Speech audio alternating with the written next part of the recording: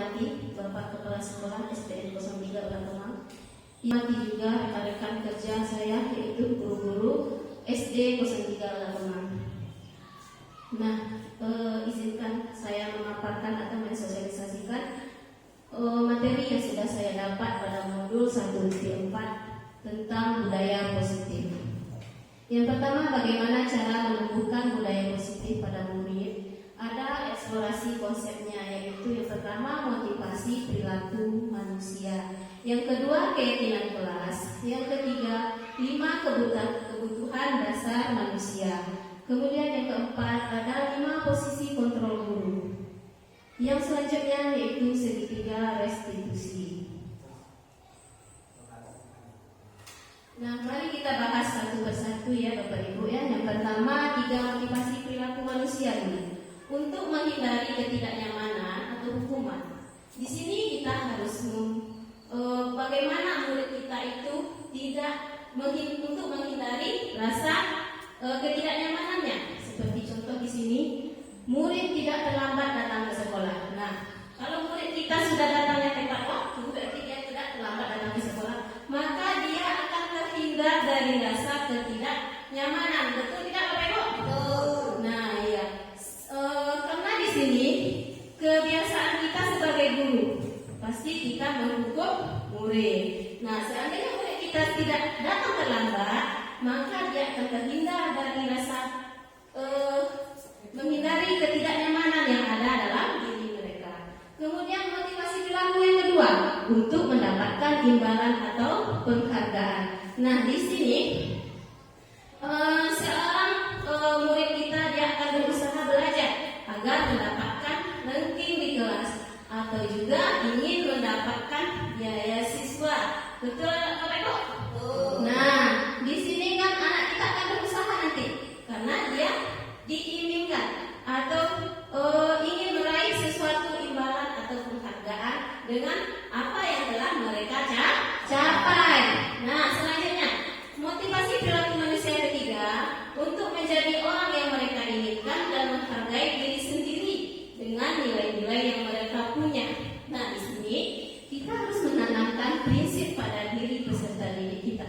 Bagaimana mereka menghargai diri mereka sendiri, bahwa kita harus kasih tahu kepada murid kita dia memiliki potensi, bakat dan minat. Setiap mereka berbeda-beda.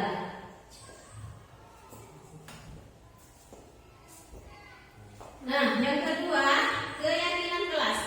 Nah, mungkin di sini keyakinan kelas itu merupakan tindakan atau perilaku yang kita lakukan di dalam kelas kita masing-masing, dapat menentukan terciptanya sebuah lingkungan yang positif.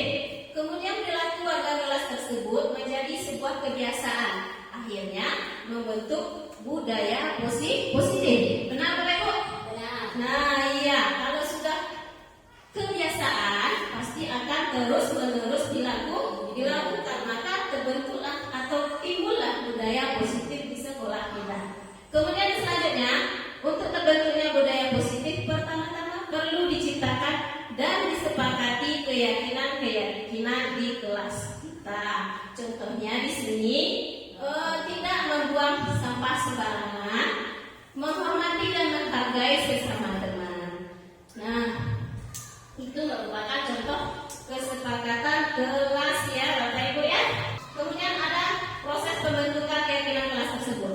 Yang pertama dulu, keyakinan kelas itu berupa pertanyaan-pertanyaan universal. Kemudian pertanyaan keyakinan kelas senantiasa dibuat dalam bentuk yang positif. Kemudian keyakinan kelas hendaknya tidak terlalu banyak sehingga mudah diingat dan dipahami oleh semua warga kelas atau semua murid-murid kita. Keyakinan kelas sebaiknya sesuatu yang dapat diterapkan di lingkungan. Kemudian setiap warga kelas hendaknya ikut berkontribusi dalam pembuatan keyakinan kelas lewat kegiatan curah pendapat. Bersedia meninjau kembali keyakinan kelas dari waktu ke waktu. Nah, di sini saya sudah coba membentuk keyakinan kelas, khususnya di kelas saya ya Bapak Ibu ya. Itu kelas 4, saya sudah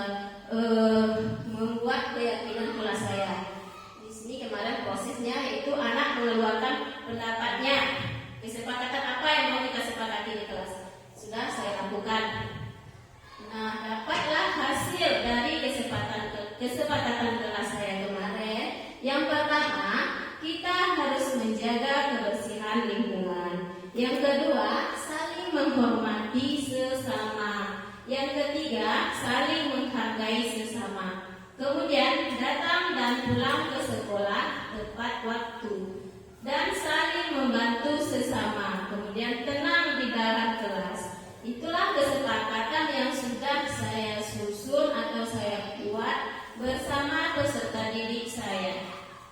Nah, yang selanjutnya tentang 5 kebutuhan dasar manusia.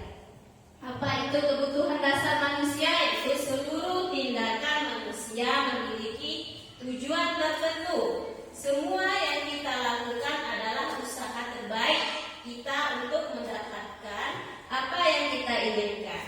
Ketika kita mendapatkan apa yang kita inginkan, sebetulnya saat itu kita sedang memenuhi satu atau lebih dari satu kebutuhan dasar kita. Apakah betul, Bapak Ibu? Nah, contohnya di sini kebutuhan untuk bertahan hidup. Apa misalnya kebutuhan untuk bertahan hidup kita? Contohnya untuk pribadi kita. Untuk bertahan hidup kita butuh apa? Ayo, apa? Pertama kebutuhan hidup. Yang pertama itu rumah itu kebutuhan hidup. Kemudian makan itu adalah termasuk kebutuhan hidup kita. Iya, terima kasih Bu Eva. Jadi kebutuhan untuk bertahan hidup yang pertama dulu untuk diri kita pribadi, kita membutuhkan makan, minum, tempat tinggal ya. Kemudian yang kedua, cinta dan kasih sayang. Apakah kita sudah terpenuhi kebutuhan kita yang kedua? Sudah ya. Nah, kalau saya pribadi juga merasa sudah. Kenapa? Karena saya sudah dikelilingi oleh orang-orang yang saya sayangi. Rasanya terutama keluarga, orang tua, dan rekan-rekan kerja di sekolah ini. Saya sudah mendapat kasih sayang dari mereka. Nah, kemudian yang ketiga, kebebasan. Kita juga membutuhkan kebebasan di sini. Dan juga kesenangan. Nah, apa kesenangan kita? Kemudian kekuasaan. Nah, ini kebutuhan kita yang kelima. Kita membutuhkan juga kekuasaan ya, Bapak Ibu ya. Nah, masuk lagi ke posisi 5 posisi kontrol guru. Yang pertama sebagai penghukum. Nah, sebagai penghukum ini ada kelemahannya, yaitu anak merasa telah melakukan kesalahan yang sangat besar. Kenapa seperti itu? Karena kita sudah menghukum. Nah, pasti murid kita merasa, oh saya melakukan kesalahan yang begitu besar, sampai Bapak Ibu guru saya menghukum, disuruh lari keliling lapangan atau mencabut rumput apa segala macam. Nah, di sini posisi pertama itu sebagai penghukum. Nah, yang kedua, pembuat orang merasa bersalah. Nah, di sini kelemahannya peserta didik kita akan merasa bersalah kepada kita sebagai gurunya. Kemudian posisi yang ketiga sebagai teman. Sebagai teman pun ada kelemahannya, yaitu anak hanya akan menurut pada guru tertentu. Nah, seandainya guru yang lain masuk ke kelas, mereka tidak lagi menurut ke guru yang lain. Kemudian sebagai pemantau atau memonitor, kelemahannya anak tidak mandiri karena selalu dipantau atau dimonitor oleh Bapak Ibu gurunya. Kemudian posisi kontrol yang kelima sebagai manajer. Nah, di sini sudah saya jelaskan 5 posisi kontrol guru. Saya mau bertanya, kira-kira Bapak Ibu posisi kontrol gurunya mana yang dimiliki? Sampai sejauh ini? Ayo, Bu Eva.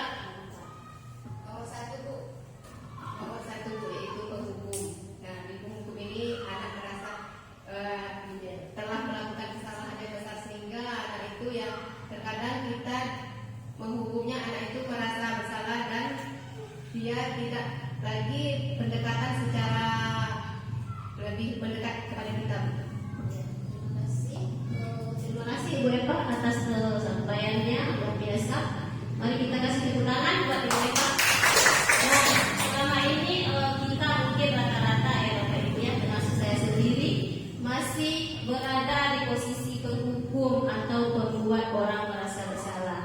Nah, sekarang kita sudah mulai memahami apa 5 posisi kontrol kita sebagai guru, Apakah kita akan berbuat terus seperti itu? Apakah kita bersedia untuk memperbaiki ke depannya? Seharusnya kita berada di posisi manajer ya Bapak Ibu ya, di mana posisi manajer ini akan membuat anak bertanggung jawab.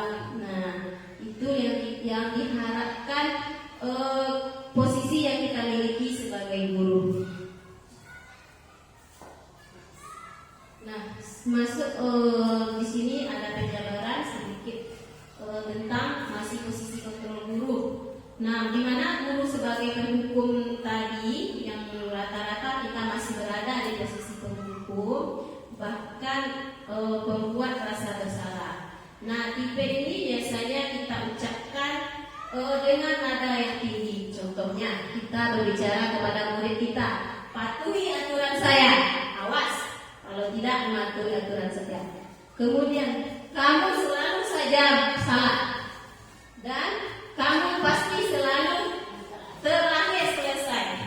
Nah, sekarang saya kembalikan, apakah kita pernah berbuat seperti itu? Sudah pernah ya. Nah, sekarang mungkin kita sudah tahu bahwa posisi penghukum ini akan membuat anak merasa sangat bersalah atau mempunyai kesalahan yang besar. Kita coba-coba untuk meninggalkan posisi kontrol tipe penghukum ini ya Bapak Ibu ya. Nah, selanjutnya pembuat orang bersalah. Nah, ini juga posisi kontrol guru. Biasanya guru akan berusaha lebih lembut, namun pembuat orang bersalah merasa bersalah akan menggunakan keheningan yang membuat orang lain merasa tidak nyaman, bersalah atau rendah diri. Biasanya kata-kata yang keluar dengan lembut seperti contohnya, ibu sangat kecewa sekali dengan kamu. Kemudian, berapa kali Bapak memberitahu kamu ya? Gimana coba kalau orang tua kamu tahu kamu berbuat begini? Nah, di posisi ini nanti murid akan memiliki penilaian diri yang buruk tentang diri murid. Nah, karena dia akan merasa bersalah. Nah, tidak murid merasa tidak berharga karena kita guru posisi kontrol kita yang kita miliki sebagai pembuat rasa bersalah. Nah, mudah-mudahan kita bisa meninggalkan posisi kontrol yang seperti ini. Selanjutnya penjabaran 5 posisi kontrol guru sebagai teman. Nah, sebagai teman ini tidak posisi ini tidak menyakiti murid, namun akan tetapi berupaya mengontrol murid melalui persuasi. Posisi teman pada guru bisa negatif maupun positif. Nah, positif di sini berupa hubungan baik yang terjalin antara guru dan murid. Guru di posisi teman menggunakan hubungan baik dan humor untuk mempengaruhi seseorang. Mereka akan berkata, ayo bantulah demi ibu. Kemudian, ayo ingat tidak bantu ibu selama ini. Ya sudah, kali ini tidak apa-apa, nanti ibu bantu bereskan. Nah, di sini ada hal negatifnya juga. Ada hal positifnya, yaitu bila suatu saat guru tersebut tidak membantu, maka murid akan merasa kecewa dan berkata, saya pikir ibu teman saya, katanya. Mereka merasa dikecewakan dan tidak mau lagi berusaha. Hal lain yang mungkin timbul adalah hanya akan bertindak untuk guru dan tidak untuk hanya bertindak untuk guru saja. Nah, yang selanjutnya masuk ke posisi pemantau atau monitor. Di sini guru hanya memonitor atau memantau, berarti hanya mengawasi ya Bapak Ibu ya. Pada saat kita mengawasi, kita bertanggung jawab atas perilaku orang-orang yang kita awasi. Posisi pemantau berdasarkan pada peraturan-peraturan dan konsekuensi. Dengan menggunakan sanksi atau konsekuensi, kita dapat memisahkan hubungan pribadi kita dengan murid. Sebagai seorang yang menjalankan posisi pemantau, pertanyaan yang ditujukan seorang pemantau biasanya, pertanyaan apa? Apa yang telah kamu lakukan? Sanksi atau konsekuensi apa? Nah, seperti itu kalau seorang guru hanya memantau saja. Dia akan bertanya-tanya saja kepada muridnya, apa yang telah kamu lakukan? Tidak bertanggung jawab atau tidaknya murid, dia tidak akan peduli. Kemudian yang selanjutnya posisi manajer. Pada posisi manajer ini adalah posisi mentor, di mana berbuat sesuatu bersama dengan murid, mempersilakan murid mempertanggungjawabkan perilakunya, mendukung murid agar dapat menemukan solusi atas permasalahan sendiri. Nah, seorang manajer telah memiliki keterampilan dan posisi teman maupun posisi pemantau. Dengan demikian, bisa kita di waktu tertentu kembali ke posisi tersebut bila diperlukan. Namun, bila kita menginginkan murid-murid kita menjadi manusia yang mandiri dan bertanggung jawab, maka kita perlu mengacu pada restitusi yang dapat menjadikan murid kita seorang manajer bagi diri sendiri. Nah, biasanya kalau di posisi manajer ini, seorang guru akan berkata, apa yang kita yakini, nak? Kemudian kembali kita ke keyakinan kelas yang sudah kita sepakati. Kemudian apa yang kamu yakini? Dan jika kamu meyakininya, apa kamu bersedia memperbaikinya? Nah, apa rencana kamu untuk memperbaiki hal ini? Nah, ini adalah pertanyaan yang biasa timbul pada saat posisi guru sebagai manajer. Nah, dari kelima posisi tadi, kira-kira kita setuju yang mana? Posisi kontrol guru yang kita setuju, yang kita inginkan untuk beberapa tahun ke depan. Nah, iya, sebagai manajer ya. Karena sebagai manajer ini rasanya lebih sempurna ya Bapak Saki ya. Karena di sini kita sudah mengajak anak untuk mempertanggungjawabkan perilakunya. Kita mendukung murid agar dapat menemukan solusi atas permasalahannya, bukan menyalahkan mereka. Kita bisa berdiskusi dengan mereka untuk mencari jalan solusi dari masalah tersebut. Nah, bagaimana caranya untuk mencari solusi dari masalah? Menggunakan segitiga restitusi namanya Bapak Ibu. Nah, bagaimana kita menggunakannya? Seorang guru ketika ada murid melakukan kesalahan, tindakan mana yang akan Bapak Ibu lakukan? Nah, di sini ada contoh-contoh beberapa tindakan. Yang pertama, Bapak Ibu menunjukkan kesalahan dan memintanya melihat kesalahan baik-baik. Kemudian Bapak Ibu mengatakan, kamu seharusnya tahu bagaimana kamu seharusnya bertindak. Kemudian Bapak Ibu guru mengingatkan murid atau akan kesalahannya yang sama di waktu sebelumnya. Bapak Ibu akan bertanya kepadanya, kenapa kamu melakukan sesuatu yang seharusnya tidak kamu lakukan? Bapak Ibu akan mengkritik murid dan mendiamkannya. Nah, kira-kira kalau kita lakukan tindakan di depan, apa yang terjadi? Ibu Mega?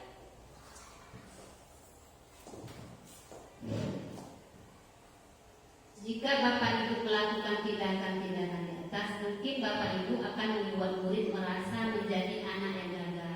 Ya, betul sekali ya Bapak Ibu Mega. Nah, seandainya kita melakukan tindakan yang sudah ada di papan tulis, kita akan membuat anak murid kita menjadi anak yang gagal ya. Kenapa? Karena kita hanya menunjukkan kesalahan mereka. Kita tidak membuat mereka bertanggung jawab seperti posisi kontrol yang manajer tadi. Seharusnya kita mencari jalan solusi untuk kesalahan yang mereka buat, bukan hanya sekedar mengetahui kenapa kamu melakukan hal seperti itu. Kita harus mencari solusinya. Nah, di sini restitusi ini adalah sebuah cara menanamkan disiplin positif pada murid. Nah, pendapat Gosen tahun 2004, restitusi adalah proses menciptakan kondisi bagi murid untuk memperbaiki kesalahan mereka, sehingga mereka bisa kembali pada kelompok dan karakter yang lebih kuat.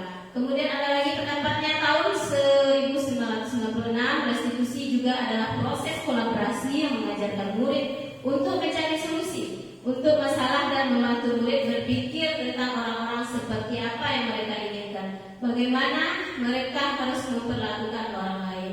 Nah, melalui restitusi ini, ketika murid berbuat salah, guru akan menanggapi dengan cara yang memungkinkan murid untuk membuat evaluasi internal tentang apa yang dapat mereka lakukan untuk memperbaiki kesalahan mereka dan mendapat kembali harga dirinya. Restitusi menguntungkan korban dan juga menguntungkan yang berbuat kesalahan. Nah, jadi bukan yang berbuat kesalahan saja yang diuntung, korban pun diuntungkan. Karena kenapa? Karena di sini kita menyelesaikan masalah dengan cara mencari solusi, bukan mencari siapa yang salah. Nah, oke, sampai di sini sudah sampai kita ke tahap cara melakukan segitiga restitusi. Nah, segitiga restitusi ini ada 3 cara melakukannya. Yang pertama dulu kita harus menstabilkan identitas. Yang kedua kita validasi tindakannya yang salah. Kemudian kita menanyakan keyakinan kelas yang sudah kita sepakati. Nah, seandainya ada siswa kita yang bersalah atau melakukan kesalahan, kita harus melakukan segitiga restitusi jalan penyelesaiannya ya Bapak Ibu ya. Oke, lanjut. Nah, di sini saya buatkan contoh kasus ya Bapak Ibu ya. Nah, siapa yang bisa membantu membacakan kasus yang telah saya tampilkan ini? Coba saya minta bantu. Siapa yang bisa membantu saya membacakan? Oke, Ibu Mega.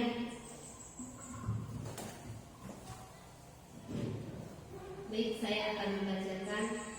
Anto dan Dino sedang bermain bersama di lapangan basket dan tiba-tiba terlibat dalam sebuah pertengkaran adu mulut. Dino pun menjadi emosi dan mengadakan kontak fisik, menarik ke meja Anto dengan kasar sampai 3 kancingnya terlepas. Pada saat itu guru piket langsung menilai mereka dan membawa mereka ke ruang kepala sekolah. Ibu Suti sebagai kepala sekolah berupaya menenangkan keduanya, terutama Dino. Dino, sepertinya kamu saat ini sedang marah sekali. Mendengar itu, Dino pun mengalir bercerita.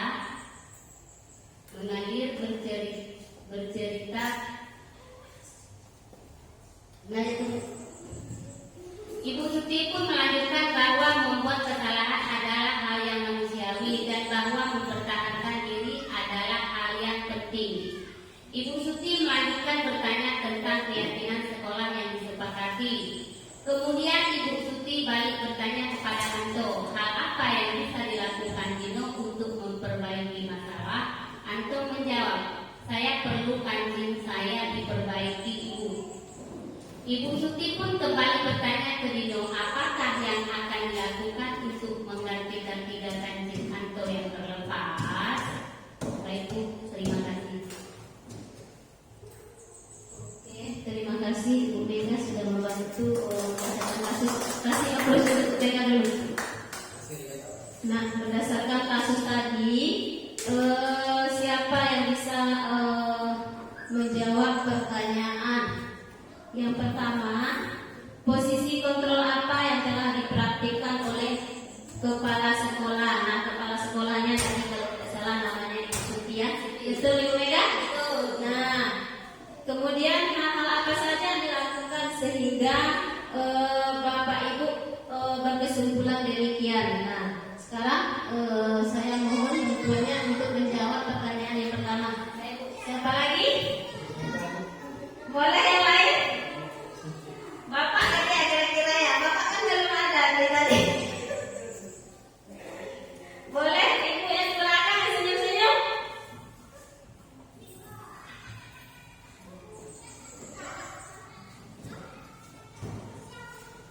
Baiklah, terima kasih. Saya akan menjawab pertanyaan yang nomor 1. Menurut pendapat saya, posisi kontrol sebagai manajer karena langkah-langkah segitiga restitusi sudah terlihat.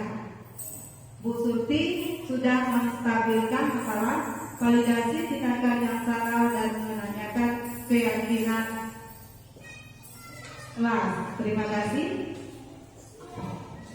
Baik, terima kasih Ibu Hidayati yang telah membantu menjawab pertanyaan yang pertama, yaitu posisi kontrol apa yang telah dipraktikkan oleh kepala sekolah tadi, yaitu benar sekali. Ibu Suti tadi sudah menerapkan posisi kontrol sebagai manajer ya Bapak Ibu. Ya.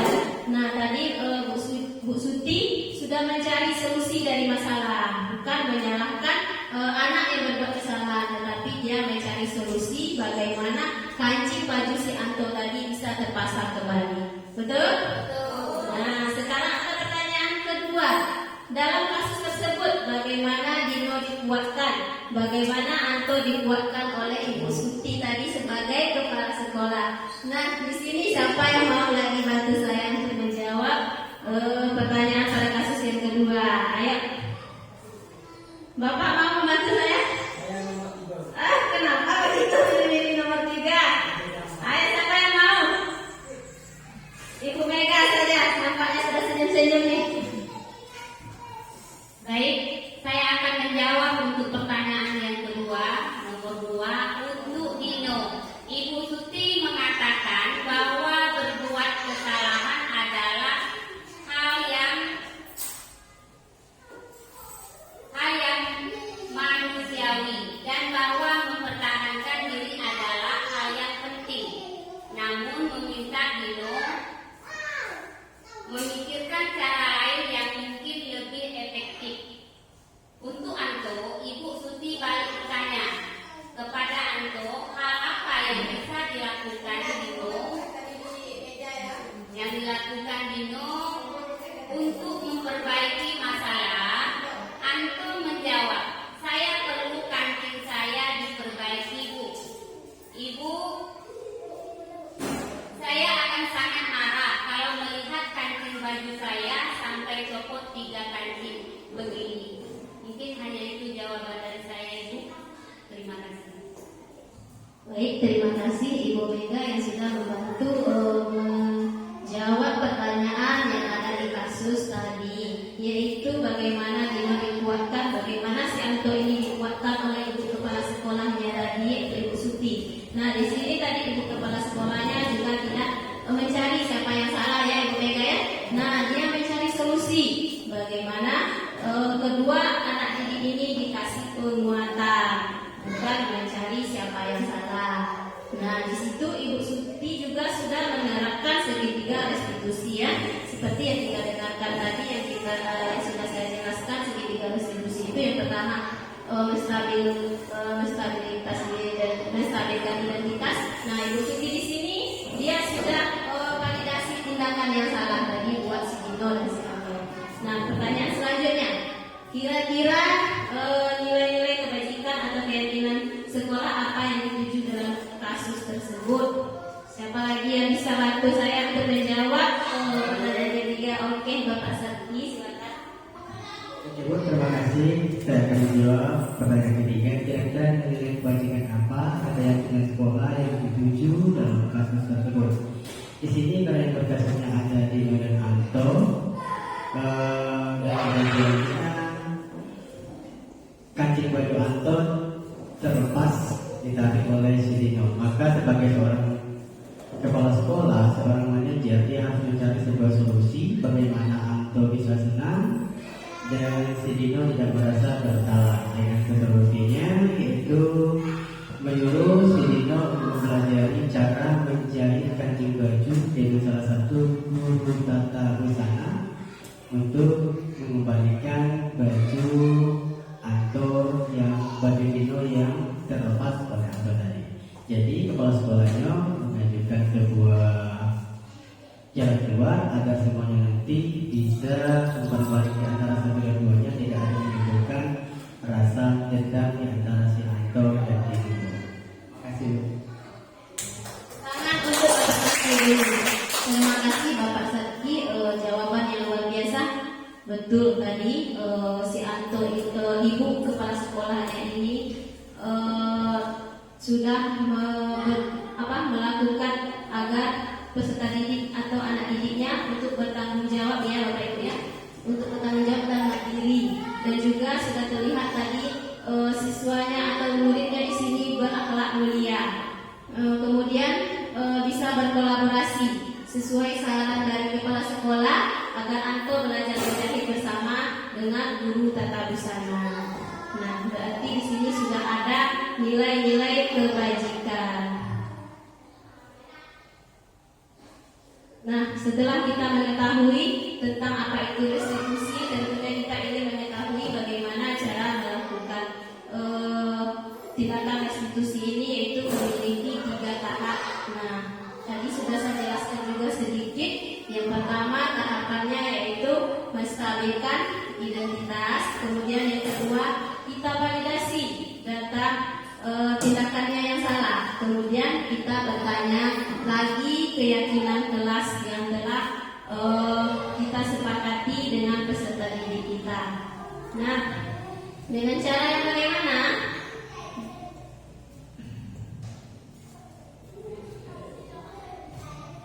Nah, di sini kita menggunakan teori kontrol, yaitu kita akan melakukan hal terbaik yang bisa kita lakukan untuk menstabilkan identitas atas masalah yang telah diperbuat oleh murid kita. Kemudian validasi tindakan yang salah. Semua perilaku memiliki alasan. Kita harus bertanya kepada murid kita yang melakukan kesalahan tadi, pasti dia mempunyai alasan. Nah, seperti itu ya Bapak Ibu. Kemudian kita harus menanyakan keyakinan. Kita sudah memiliki pasti setiap kita memiliki motivasi internal ya Bapak Ibu guru. Nah, kita harus menanyakan keyakinan kelas yang sudah kita sepakati tadi untuk mencari solusi tentang segitiga restitusi. Nah, di sini mungkin sudah sampai di penghujung kegiatan sosialisasi pada hari ini. Saya mau salah seorang dari Bapak Ibu untuk menyimpulkan materi yang sudah saya sampaikan dari awal sampai akhir tadi. Kira-kira siapa yang bersedia untuk menyimpulkan? Ayo, Ibu Eva. Terima kasih Bu kesempatannya. Di sini saya akan menyimpulkan tadi kita sudah mempelajari tentang itu namanya segitiga restitusi. Nah, berarti di sini kita sebagai murid di sini walaupun murid itu bersalah, kita tidak boleh menghukum ataupun kita membiasakan berkata kasar kepada murid. Nah, jika kita berkata kasar, maka murid itu akan berbuat yang tidak semena-mena kepada kita, sehingga murid itu merasa tidak meyakini kesalahannya tersebut, Ibu. Jadi di sini kesimpulannya itu kita bersama-sama berkolaborasi dengan kepala sekolah supaya terjadinya hubungan yang baik antara guru dan murid dan juga kepala sekolah. Terima kasih Bu. Oke, terima kasih atas kesimpulan dari Ibu Eva. Luar biasa, kasih tepuk tangan buat Ibu Eva.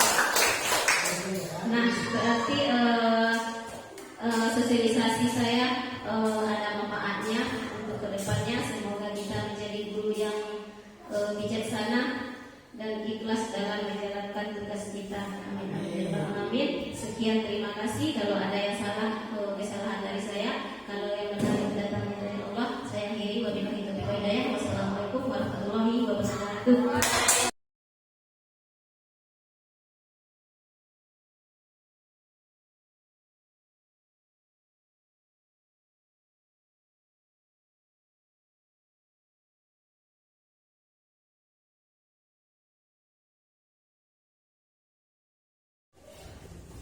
Selamat pagi anak-anak ibu semuanya.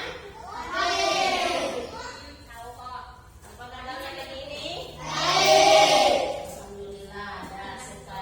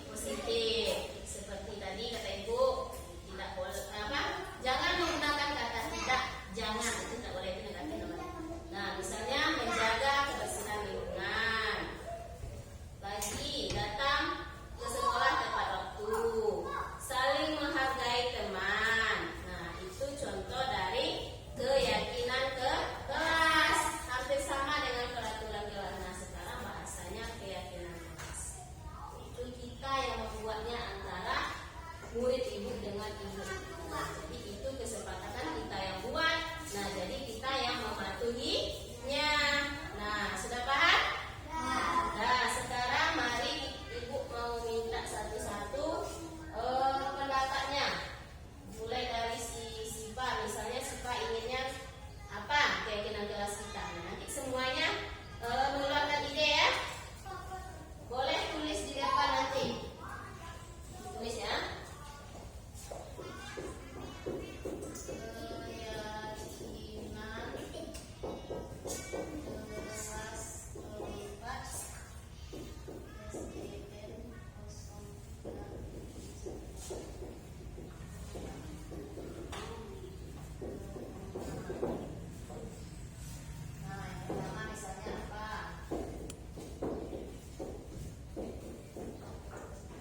Nah, boleh Sipa ke depan tulis yang pertama misalnya apa kesepakatan kelas yang akan kita buat.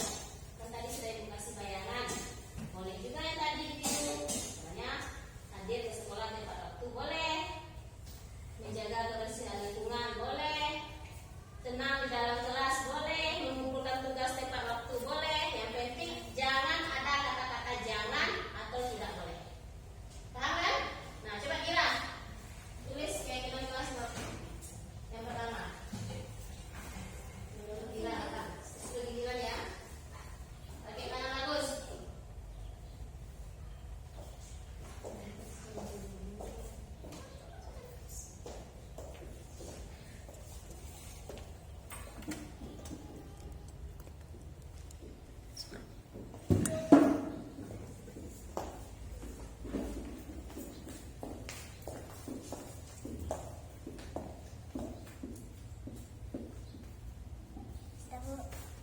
Dah, boleh yang lain, pendapat yang lain. Sipa?